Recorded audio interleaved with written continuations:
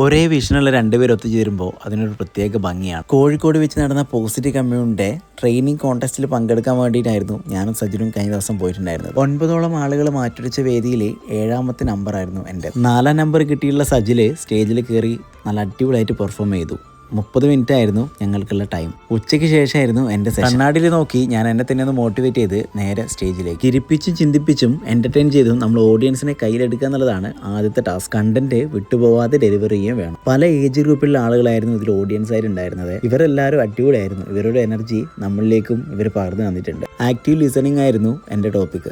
അങ്ങനെ കൃത്യം 30 മിനിറ്റ് കൊണ്ട് സെഷനും തീർത്ത് റിസൾട്ടിനായിട്ടുള്ള വെയിറ്റിംഗ് ആയിരുന്നു. രണ്ടാം സ്ഥാനം നേടിയിരിക്കുന്നത് ചെസ് നമ്പർ 7.